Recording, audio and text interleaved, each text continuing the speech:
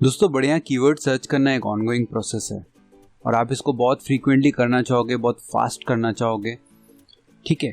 तो अगर आपको कोई पेड टूल यूज़ नहीं करना है, जैसे Ahref हो गया या SEMrush हो गया, बहुत सारे ऐसे टूल्स है, लॉन्गटेल प्रो हो गया, अगर आपको ये सारे पेड टूल्स यूज़ नहीं करने हैं या आपके पास क्रेडिट कार्ड डिटेल्स नहीं, आप उसको फ्री में अपना जो कीवर्ड रिसर्च है, आप इनिशियली अपने करियर में अपना इनिशियल सर्चेस के लिए आप थोड़ा बहुत एक ओवरव्यू चाहते हो, तो उन केसेस में हम लोग यहाँ पे एक टूल यूज़ करेंगे जिसका नाम है Ubersuggest, क्रोम एक्सटेंशन, ठीक है।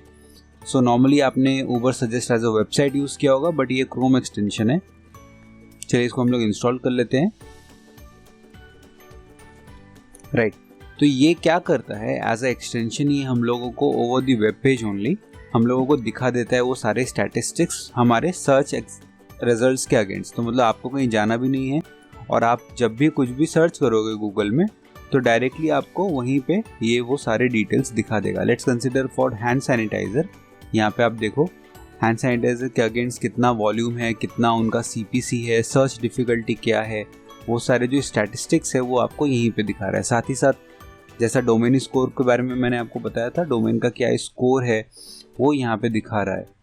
सो इस तरह से आप देखो, ये डोमेन का स्कोर मैंने आपको बताया था ना, जो जितना ज़्यादा डोमेन स्कोर होगा उसको उतना हाईली रैंक किया जाएगा।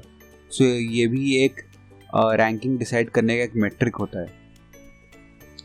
सो अभी जैसे ये डेटा को किस तरह से आप समझते हैं मैं आपको बता देता हूँ। सो आपने जब हैंड सैनिटाइजर सर्च किया तो आपको यहाँ पे 3 चीज़ें दिख रही है। सबसे पहली बात तो ये है कि 2 लाख लोग per month hand sanitizer as a keyword Google में यहाँ पे टाइप करके एंटर करके उसके बारे में समझते हैं। तो hand sanitizer in an alone 2 lakh के करीब उसका वॉल्यूम है। फिर डेटॉल हैंड सैनिटाइज़र का 74,000 है, hand sanitizer Dettol 74,000, Himalaya hand sanitizer 18,000। तो ये अलग अलग वॉल्यूम आ रहा है, ठीक है।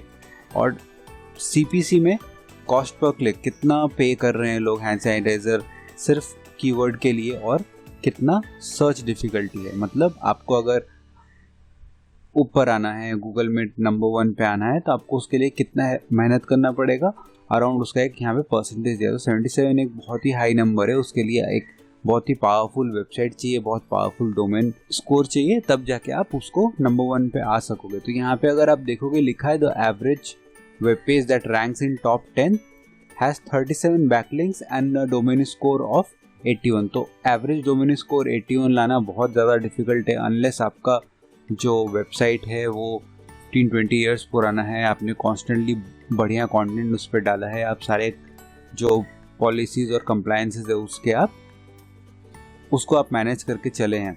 सो ये बहुत डिफ़िकल्ट होने वाला है। पर हाँ, ये है कि हमने जो कीवर्ड भी सर्च किया है बहुत ही शॉर्ट कीवर्ड है। अगर आप यहाँ पे लॉन्ग टेल कीवर्ड यानी कि आप लॉन्गर कीवर्ड सर्च करेंगे जिनका वॉल्यूम कम है, जिस पे कंपटीशन कम है, तो आपका जो सर्च डिफ़िकल्टी है वो भी कम रहेगा और आपका CPC भी उसी हिसाब से कम रहेगा। सो हम लोग चूँकि यहाँ पे SEO के बारे में बात कर रहे हैं तो हम लोगों को यहाँ सर्च डिफ़िकल्टी देखना चाहिए। तो अगर आपको बढ़िया कीवर्ड्स चाहिए तो आप उनको गूगल में सर्च करिए। सर्च करने के बाद आप यहाँ पे देखिए, ओवरऑल एनालिसिस के लिए आपको इधर ही मिल जाएगा। तो जो कम सर्च डिफ़िकल्टी वाला जो नंबर है वो बढ़िया रहेंगे अगर आपका वॉल्यूम उससे मैच करे, ठीक है। तो हम लोग यहाँ पे एक लिख के देखते हैं, जैसे best hand sanitizers in India, हम लोग उसको नैरो डाउन कर देते हैं। जब हम इसको और नैरो डाउन करेंगे तो आप यहाँ पे देखोगे कि search top 10 hand sanitizers in India, volume 140 आ रहा है और सर्च डिफ़िकल्टी सिर्फ 20 है।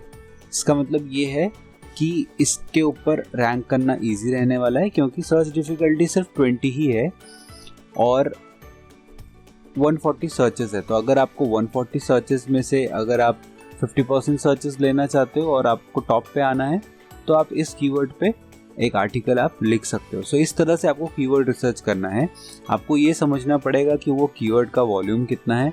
अगर कम है तो आपको देखना पड़ेगा सर्च डिफ़िकल्टी कितना है। अगर वो भी कम है, इसका मतलब ये है कि वॉल्यूम भी कम है, लोग कम सर्च कर रहे हैं, बट वो टुकड़ों में आप वो एक्वायर कर सकते हो जो ऑडियंस है अलग अलग कीवर्ड्स के लिए। सो इसी तरीके से आपको कीवर्ड रिसर्च करना है। नॉर्मली कैसा होता है, Ubersuggest जब आप यूज़ करते हो तो आपको इससे रिलेटेड और सारे भी कीवर्ड्स मिलेंगे। अभी जैसे हम लोग यहाँ सजेशन में अगर क्लिक करते हैं तो आपको यहाँ पे ऊबर सजेस्ट का ये वेबसाइट खुल जाएगा, ठीक है। और ऊबर सजेस्ट का वेबसाइट खुलने के बाद यहाँ पे आप और भी कई सारी चीज़ें आप पता कर सकते हो। तो अभी जो हमने यहाँ पे सर्च किया उसके हिसाब से आप यहाँ पे सजेशन देखो, best hand sanitizers in India 320। तो हम लोगों को एक सजेशन यहाँ पे मिल रहा है और नंबर भी अराउंड 36 है ऑरेंज में, तो ये थोड़ा डिफिकल्ट होने वाला है। तो अगर आप यहाँ पे देखोगे estimated competition in organic search, the higher the number the more competitive, ठीक है। तो मेरे हिसाब से, मेरे पॉइंट ऑफ व्यू से, अगर आप 25 से नीचे हो और आपका वेबसाइट कंसिडरेबली न्यू है तो आप कम सर्च डिफ़िकल्टी वाले कीवर्ड्स पे आप वर्क करो, उसके रिलेटेड आप कंटेंट लिखो। चांसेस है कि आप इनमें पार्ट्स में आपको काफ़ी सारा वॉल्यूम मिल जाएगा। सो दोस्तों, Ubersuggest as a Chrome extension के बारे में सिर्फ इतना ही।